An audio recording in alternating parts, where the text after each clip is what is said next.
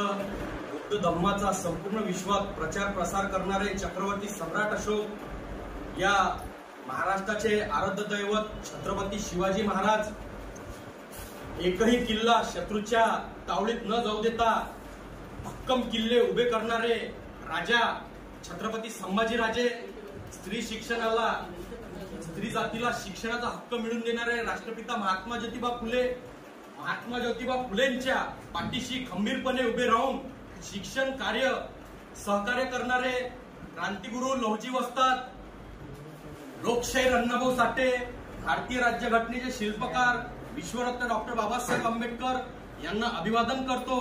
आणि आज युवा परिवर्तन संघटनेच्या वतीनं विविध क्षेत्रातील कामगार, विविध क्षेत्रातील सामाजिक कार्यकर्ते व ज्यांनी चळवळीसाठी योगदान दिले अशा सर्व या ठिकाणी समाज कार्य करणाऱ्यांचा या ठिकाणी युवक परिवर्तन आघाडीच्या युवक परिवर्तन संघटना महाराष्ट्र राज्याच्या वतीनं या ठिकाणी सत्कार करण्यात आला।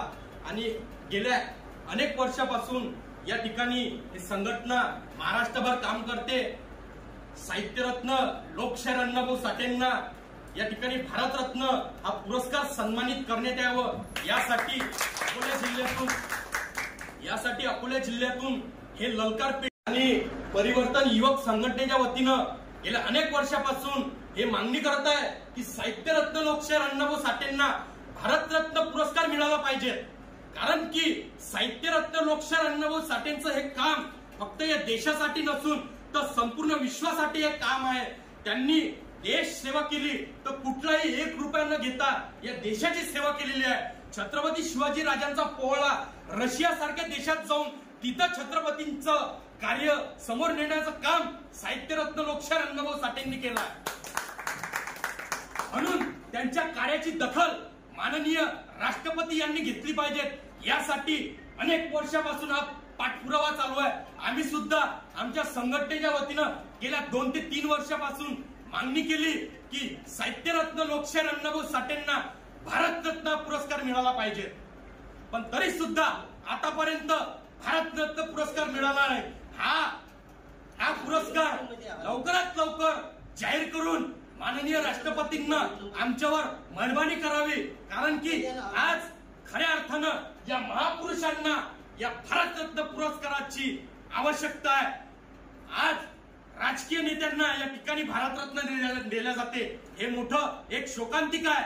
अरे, ज्या महापुरुषांनी आपल्या घराचा त्याग करून या समाजासाठी एक निस्वार्थीपणे काम केलं, साहित्यरत्न लोकशाहीर अण्णाभाऊ साठेंनी या महाराष्ट्रासाठी महाराष्ट्रात चळवळ उभी केली आणि साहित्य महाराष्ट्र या ठिकाणी भेटून देण्याचं एक मोठं काम केलं। अण्णाभाऊ साठेंचं कार्य या देशासाठी एक जागतिक लेवलला नेण्याचं काम आहे। म्हणून त्यांच्या कामाची दखल माननीय राष्ट्रपतींना घ्यावं आणि त्यांना भारतरत्न पुरस्काराने सन्मानित करण्यात यावं, हे आजच्या माध्यमातून आम्ही सर्वांच्या वतीनं मागणी करतो।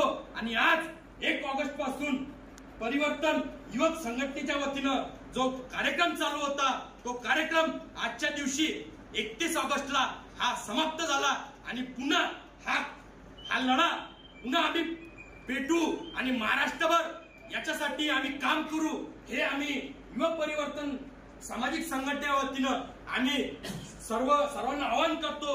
आणि हा लढा आपण जास्तीत जास्त युवकांनी महापुरुषांच्या विचारावर चालणाऱ्या प्रत्येक व्यक्तीने साहित्यरत्न लोकशाहीर अण्णाभाऊ साठेंना आणि राष्ट्रपिता महात्मा ज्योतिबा फुलेंना भारतरत्न पुरस्कार मिळालाच पाहिजे।